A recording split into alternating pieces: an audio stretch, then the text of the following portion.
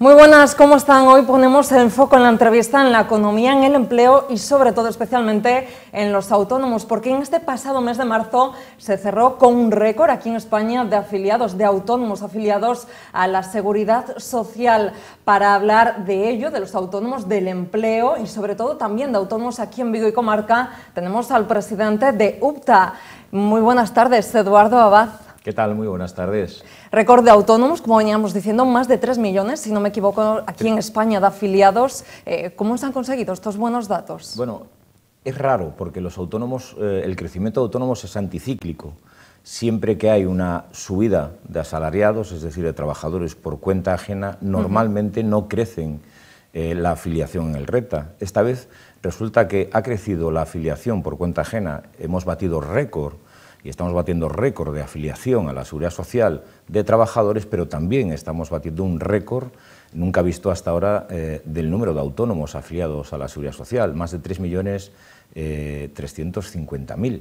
Estamos en datos que son históricos desde el punto de vista de la afiliación y que por lo tanto, bueno, pues desde luego son datos que hacen hablar bastante bien de cómo está funcionando la economía y de cómo está chutando la economía en el conjunto del país. Funciona bastante bien la economía, pero por ejemplo, en el caso de los autónomos, ¿a qué puede deberse? ¿Cuáles serían esos factores que han hecho que crezca de esta manera este dato, esta cifra?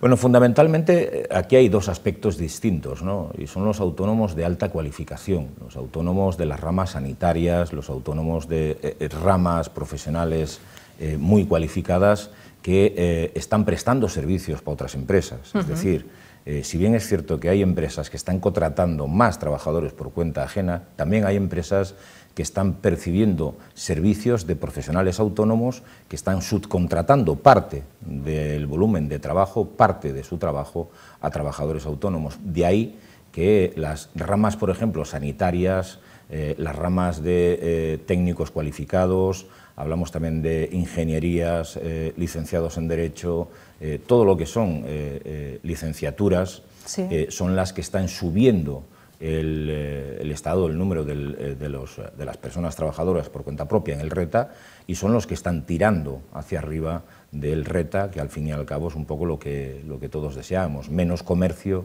menos hostelería e irnos a nuevos nichos de autoempleo que son de alta cualificación. ¿Ha cambiado entonces esa tendencia del emprendimiento y del emprendimiento autónomo aquí en España? En España, en Galicia y especialmente pues, en la comarca de Vigo y en Vigo, ¿no? En España es cierto que el sector del comercio ya ha tocado techo, ya no admite más oferta la demanda que existe en nuestro país. Es decir, tenemos un sector hiperdimensionado por encima de los 750.000 pequeños comerciantes. En Galicia estamos hablando de casi de los 205.000 autónomos que hay. Nos ponemos en cifras del 30% se dedica al comercio y en Vigo, evidentemente, de los 18.000 autónomos que tenemos en estos momentos en Vigo, prácticamente el 30% se dedica al sector del comercio o a actividades derivadas del comercio. Es un sector atomizado y que ya no admite más, sobre todo porque la oferta que nos están haciendo a los consumidores o lo que hacen a los consumidores, las grandes superficies, sí, la competencia desleal que se produce a través de la venta online, de las e-commerce, pues hacen que ser comerciante hoy en día en Vigo, en Galicia y en España sea muy complicado y cada vez son más los comercios que cierran. De hecho, se ha producido un cierre en este año 2023, en este pasado año 2023, de más de 25.000 pequeños comercios en España. Si hablamos en Galicia, hablamos de 1.500 y si hablamos de Vigo, pues son datos también preocupantes. Más de 300 comerciantes han desaparecido, pequeños comercios han desaparecido de la ciudad. Cambio de tendencia, como bien decías, en los autónomos, pero por ejemplo, una persona que a día de hoy se decida, ¿no?, por ser autónomo, ¿con qué ventajas, con qué inconvenientes se encuentra aquí en España? Bueno, las ventajas es que ser autónomo realmente se hace de forma rápida, pese a lo que se dice de que hay mucho impedimento desde el punto de vista administrativo, ser autónomo... Esa burocracia. Sí, pero que tampoco es cierta, porque desde luego cualquiera que se pase por una de nuestras oficinas en UPTA, en Vigo, en García Borbón, en 10 minutos les damos de alta como trabajadores por cuenta propia. Otra cosa son las licencias municipales, las licencias de ámbito autonómico y de ámbito estatal necesarias para poder desarrollar la actividad, pero en todo caso se dan licencias provisionales, lo cual quiere decir que realmente no hay un atasco dentro del área administrativa. Lo que sí está claro es que ser autónomo tiene que ser una profesión y una actividad que de verdad uno quiera realizar. Hay un fenómeno que es el autónomo a la fuerza, que es el autónomo-autónoma que en el año 2008, con la crisis del ladrillo, sí, quedó. Muchas personas se han ido al desempleo y que la única forma que tenían de volver al mercado de trabajo era precisamente desarrollar una actividad por cuenta propia. De ahí, en el año 2008, subió exponencialmente el número de autónomos, ¿no? Por eso decimos que somos anticíclicos. Cuando la economía está peor, crece el número de autónomos. Pues en esta situación de que la economía es una economía que parece que está chutando bien, que los datos macro y microeconómicos son buenos. De hecho, bueno, pues la facturación y los rendimientos de las grandes empresas han crecido un 23% en este año 2023, lo cual quiere decir que, evidentemente, la economía está en una situación boyante, ¿no? Pues en ese momento de economía boyante, curiosamente, es cuando se está haciendo el cambio, afortunadamente el cambio de autónomos, que es tan importante, de pasar de ese autónomo de cantidad-calidad a pasar a unos autónomos de calidad, francamente de valor añadido a la economía. De esos, por ejemplo, autónomos a la fuerza que nombrabas, que en el año 2008 tuvieron que hacerse autónomos, ¿no?, para seguir estando dentro del mercado laboral, muchos de ellos se quedaron. ¿Cómo lo habéis trabajado o estudiado, analizado desde UPTA, o se retiraron? Hay una realidad que es incuestionable. Todos los años se dan de alta alrededor de 550.000 autónomos, autónomas en nuestro país, y todos los años desaparecen 550.000, es decir, es una puerta giratoria, estaba siendo una puerta giratoria hasta el momento, ¿no? Llevamos 2 años en el que hay un balance positivo, se dan de alta aproximadamente 600.000 autónomos y se dan de baja 580.000, tenemos un diferencial más o menos anual de unos 20-25.000 autónomos más sobre los autónomos que dejan la actividad, y por lo tanto eso quiere decir que la tendencia económica y la tendencia del trabajo por cuenta propia es una tendencia estable y que va con pies firmes, pero no nos conformamos. Es decir, no nos conformamos porque lo que queremos es precisamente que no se aprovechen circunstancias que se están dando en el mercado de trabajo para que se fomenten los falsos autónomos. Muchos de ellos, de las ramas sanitarias, educativas, técnicas y científicas, que todos íbamos paseando por Vigo, no vemos más despachos de abogados, no vemos más actividades relacionadas con las ramas sanitarias, sino que vemos que hay más autónomos, pero que más autónomos que están siendo contratados como trabajadores autónomos en gabinetes jurídicos, en gabinetes médicos, en hospitales privados, y que eso para nosotros es un problema porque eso se llama falso autónomo y contra eso tenemos que ser implacables. Antes de meternos en ese campo de los falsos autónomos, que es bastante amplio y que sé que desde UPTA ya estáis trabajando para intentar acabar, erradicar ese fraude, quería preguntarte, a la hora de darte de alta, a la hora de ser autónomo, dentro de esos inconvenientes que te preguntaba, también hay muchas voces que critican esa elevada carga fiscal que los autónomos tienen que hacerse cargo. Bueno, estos días hacíamos una comparativa desde nuestra organización y hablábamos del el micro, que somos nosotros, sí, el medio, que son las medianas empresas, y el macro, que son las grandes empresas. Curiosamente, la fiscalidad va decreciendo a medida que el volumen del negocio va aumentando. Los autónomos tenemos realmente una carga fiscal del 23,3%. Las medianas empresas tienen una carga fiscal que no llega al 15%. Y las grandes empresas ya están en estos momentos en sus impuestos de sociedades por debajo del 6%. Es decir, para que todo el público nos entienda, una gran empresa puede realizar una comida con sus directivos, con clientes o con proveedores, por cierto, comidas opíperas, comidas que Una no buena son comida menú de del empresa. día, y lo pueden deducir en el impuesto de sociedades. Los autónomos no podemos deducirnos el gasto de un menú diario que tenemos que tener cuando salimos de nuestro domicilio para dirigirnos a otro ayuntamiento, normalmente a desplazarnos más de 30 kilómetros para poder desarrollar nuestra actividad sin una justificación específica que demuestre que estamos haciéndola, es decir, una prospección comercial, el poder ir a hacer unos presupuestos a determinados clientes. Sí, sí. Si no tenemos la prueba palpable de que estamos desarrollando la actividad económica, no lo podemos deducir. Por lo tanto, claro que hay diferencias fiscales entre los grandes y los pequeños. Los grandes pueden deducirse, por ejemplo, las flotas de los coches de sus directivos, que suelen ser además coches de alta gama. Bueno, pues un autónomo no se puede deducir su vehículo que utiliza para poder trabajar, porque la agencia tributaria dice que también lo utiliza de modo particular. Es decir, tenemos temas que son importantes resolver y que creemos que ya ha llegado el momento de romper esa brecha fiscal que es tan importante en estos momentos. Y si nos comparamos con otros países del resto de Europa, ¿cómo están esas diferencias respecto a los autónomos aquí en España, a los autónomos que trabajan en otros países europeos? Siempre se dice y siempre se ponen ejemplos. Nosotros somos muy de datos y muy de contrastar los datos.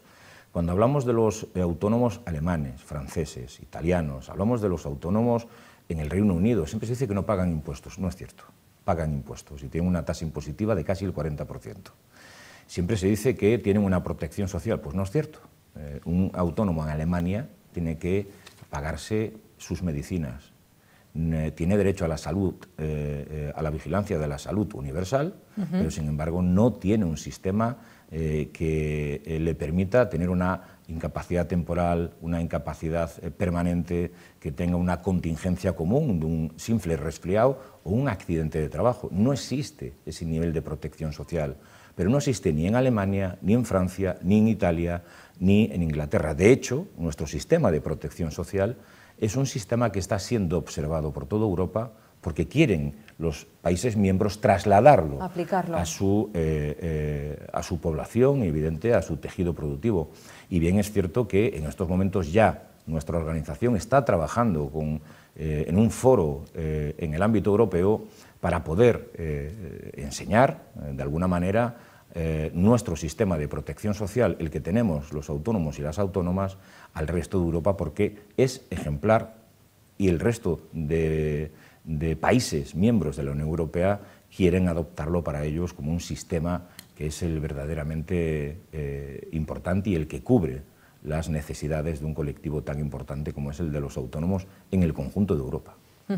Hablabas, Eduardo, que desde UPTA analizáis datos, trabajáis con datos, con cifras, y aquí hace menos de una semana aquí en Vigo presentabais esos datos de Galicia, de Pontevedra y sobre todo de Vigo y comarca en cuanto a los autónomos. ¿Cómo valoráis estos datos? Mira, Vigo es la auténtica máquina de la economía gallega. Esto es evidente, más de 18.000 trabajadores por cuenta propia, hombres y mujeres. En la provincia de Pontevedra apenas 60.000. Eso quiere decir que un porcentaje muy elevado de los autónomos de la provincia de Pontevedra está centralizado en Vigo. También está centralizado en Vigo el eje de la economía, de la productividad, de muchos autónomos que son de otras provincias y que vienen a Vigo a pues hacer transporte de mercancía, a comprar bienes de consumo, a comprar mercancías y trasladarlas a sus respectivas zonas. Vigo es un eje fundamental económico, al igual que La Coruña capital, que son los dos grandes ejes donde se mueve el mercado del trabajo autónomo. 160 nuevos autónomos en el pasado mes de marzo. Seguimos un poco también con ese ciclo, con esas buenas cifras, igual que en el conjunto de España, aquí en Vigo. Sin duda alguna, y vamos a continuar así. Es decir, el mes de marzo ha tenido consigo la Semana Santa. Sí. Nunca o casi nunca coincide en el mes de marzo. Bueno, pues el mes de marzo, curiosamente, ha sido un mes que ha subido el número de autónomos, pero lo más curioso que no ha subido en los sectores tradicionales de Semana Santa. Es decir, siempre subía en Semana Santa el comercio y la hostelería. Bueno, pues en esta Semana Santa, en este mes de marzo, ha subido muy por encima las actividades profesionales muy cualificadas, lo cual quiere decir que sí está habiendo un cambio, que sí está habiendo una incorporación de personas muy cualificadas al mercado de trabajo por cuenta propia y sin duda alguna esa es una grandísima noticia. Más autónomos aquí en Vigo y comarca, pero también la otra cara de la moneda. Cuantos más autónomos también, quizá también más falsos autónomos, esos que tú comentabas. Sin duda alguna, y eso es lo que tenemos que tener controlado. Nosotros le hemos dicho por activa y por pasiva ya al Ministerio, de hecho esta semana que viene tenemos una reunión con el Ministerio de Trabajo para decirles que definitivamente lo que tenemos que hacer es identificar a las empresas que contratan falsos autónomos, porque lo que están creando es una competencia desleal a las otras empresas que están pagando los salarios completos de sus trabajadores. Está habiendo competencia desleal con los propios autónomos de sectores que son altamente competitivos y evidentemente se están vulnerando los derechos de los trabajadores porque se está de alguna forma prostituyendo el mercado de trabajo tradicional. Desde luego nuestra organización lo tiene muy claro, este es un elemento troncal y lo que le decimos al Gobierno es que haga un simple cruce de datos. En el cruce de datos, el documento de la agencia tributaria que tenemos que enviar los autónomos cuando facturamos a una empresa, a una única empresa, es un documento que todos conocemos. Bueno, la agencia tributaria también, y el Ministerio de Trabajo debiera de conocer ese modelo 036, que es el modelo de la facturación de los profesionales, para identificar directamente quién está trabajando en condiciones de prácticamente exclusividad. Vamos a poder identificar, por lo tanto, muchos falsos autónomos a través de este sistema. Desde UTA, de hecho, estáis trabajando en una campaña para erradicar este fraude laboral. Sí, porque nos parece que es importante, porque nos parece que también es una competencia desleal a aquel autónomo que está trabajando, que tiene empleados, que contrata, y nos parece una competencia desleal también para aquel autónomo que es unipersonal, que no tiene asalariados a su cargo, pero que tiene que competir en un mercado cada vez más competitivo. Evidentemente, empresarios que se estén beneficiando de el no tener que hacer frente a las cotizaciones sociales de esos supuestos trabajadores están compitiendo con mejores condiciones que autónomos que sí están haciendo frente a todo el pago, evidentemente, de lo que mandata y lo que ordena el ordenamiento jurídico español. El transporte es uno de los sectores más afectados por los falsos autónomos, pero ¿qué otros sectores que, digamos, no son tan visibles, ¿no?, para el ciudadano de a pie, donde pueda haber falsos autónomos, donde se trabaje como tal? Siempre hubo un estereotipo, que era el ver a una persona joven en una bicicleta repartiendo pues comida a domicilio, y ese era el estereotipo que había. De ahí salió la ley Rider. Pero tenemos que fijarnos también en ese autónomo o en ese falso autónomo que está trabajando en un despacho de abogados o en un gran despacho de abogados, que lo que está es ocupando una mesa en ese despacho, que lo que está es atendiendo a los clientes en ese despacho y lo que hace es facturarle a ese despacho sus servicios. Pero también tenemos que fijarnos en ese profesional de la parte de la rama económica que trabaja en distintas consultoras que lo que hacen es gestionar pues la vigilancia y todo el entramado económico que tenemos que tener los empresarios y los autónomos para cumplir con las administraciones. También pasa en el sector sanitario, que es que nos encontramos que tenemos anestesistas que trabajan como autónomos en hospitales privados. Nos encontramos médicos que trabajan en hospitales privados como autónomos y que por lo tanto eso es lo que tenemos que vigilar, ¿no?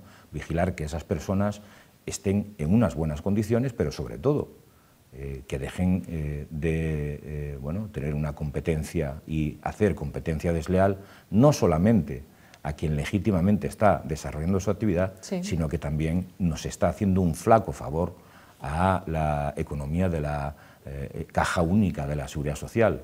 Cuantos más falsos autónomos hay, más se pervierte nuestro sistema público y, por lo tanto, tenemos todos que ser consecuentes con eso, los consumidores también. Si seguimos con vuestros datos, Eduardo, desde UTA decís que en los próximos 5 años, aquí en Vigo, de esos más de 18.000 autónomos, unos 10.000 se van a jubilar. Sí, son datos ciertos, pero esto lo extrapolamos a toda España. Estamos hablando de que prácticamente 800.000 trabajadores autónomos y autónomas esos 8.000 en Vigo, van a desaparecer a lo largo de los próximos 5 años, porque tenemos una tasa de envejecimiento del trabajo autónomo muy elevada. Tenemos una baja incorporación de personas jóvenes, porque los autónomos de menos de 30 años apenas suponen el 3% del total de los autónomos y que por lo tanto tenemos que hacer un relevo generacional. Sería inadmisible que después de hacer tantos esfuerzos la Administración para que cientos, miles de autónomos pudieran llegar al momento bueno, pues del merecido descanso, a esa jubilación, y que esos negocios que son perfectamente factibles, que están perfectamente solidificados, que tienen una estructura económica buena, que tienen una muy buena cartera de clientes, desapareciesen simplemente porque no hay relevo generacional. Y es aquí donde nosotros queremos hacer y poner en marcha las políticas que no son políticas miopes. Nosotros siempre decimos que muchas veces las administraciones hacen políticas miopes, que son de muy corto perspectiva, de muy poca visión a largo plazo. Nosotros queremos hacer políticas a largo plazo para que el relevo generacional sea un elemento troncal para que puedan iniciar actividades por cuenta propia nuevos autónomos y, evidentemente, no perder actividades que ya existen a día de hoy de personas que se van a jubilar. Y lleváis a cabo esa estrategia 24-27, aquí, por ejemplo, también con el Concello de Vigo. Sí, vamos, esperemos que firmemos dentro de muy pocos días esa estrategia 24-27, porque además queremos centrarla en que los centros de formación profesional, que son para nosotros el caldo de cultivo de los autónomos del futuro, porque es de ahí de donde salen realmente las profesiones técnicas, puedan capilarizar el tejido productivo del futuro. Y para eso lo que tenemos es que empezar a trabajar con ellos. Hay que ayudar a los profesores de FOL, a los centros de formación profesional, para no solamente hablar del emprendimiento desde el punto de vista teórico, sino desde el punto de vista práctico, de llevarle al escenario, que es su propio centro de estudios, a llevar a pues personas que han tenido éxito y que han hecho precisamente relevo generacional de otros negocios con otras personas que no se conocían de nada. Y por lo tanto ese es un camino que queremos explorar, que lo queremos explorar conjuntamente con el Concello de Vigo, y creo que es el camino a seguir, y eso son políticas a largo plazo que van a dar muy buenos resultados, sin duda alguna. Ya para cerrar, Eduardo, ¿en qué estáis trabajando ahora mismo desde EUTA? Estamos trabajando en la parte fiscal, estamos trabajando en mejorar la protección social de los autónomos, porque hay que seguir mejorando la protección social, maternidad, paternidad, enfermedad profesional. Estamos hablando ahora de trabajar con el sector de la acuicultura, de los bateeiros, de las personas que tienen viveros. ¿Por qué? Porque queremos que sean considerados primer sector y por lo tanto que se les mantenga el sistema de módulos actual. Pero también estamos trabajando en un ámbito profesional que ni más ni menos que tenemos casi 120.000 mutualistas que son abogados, procuradores, abogadas, procuradoras, que están en una situación compleja porque están presos, rehenes de sus correspondientes mutualidades, porque quieren hacer un trasvase al RETA, porque quieren tener una jubilación digna. Es increíble que en este país, a día de hoy, tengamos mutualistas del sistema alternativo de las mutualidades de la abogacía o de la procura, que estén cobrando 300 euros, malviviendo. Y por lo tanto nosotros decimos que tiene que haber una pasarela al RETA de aquellos abogados y procuradores, abogadas y procuradoras que así lo deseen. Y para eso estamos trabajando, lógicamente, con el colectivo, preparando lo que nosotros llamamos esa especie de pasarela, ¿no?, en la que queremos volcar todos los rendimientos económicos que tienen abogados y procuradores metidos en esa caja única, ¿no?, que es una caja de ahorro, que es las aportaciones que han hecho durante años a las mutualidades, trasladarlas al régimen especial de trabajadores autónomos, al RETA, para que puedan tener, primero, protección social en el momento, y segundo, para que puedan tener una jubilación digna. Pues Eduardo Abad, presidente de EUTA, muchísimas gracias por estar esta tarde aquí con nosotros en la entrevista, por hacernos un hueco en esa agenda que vemos que siempre tienes muy apretada. Muchísimas gracias. Muchísimas gracias a vosotros. Un saludo. Y a ustedes también, muchísimas gracias por estar ahí un martes más. Recuerden que pueden volver a ver este programa en nuestro canal de YouTube o también a través de nuestras redes sociales. Muchas gracias.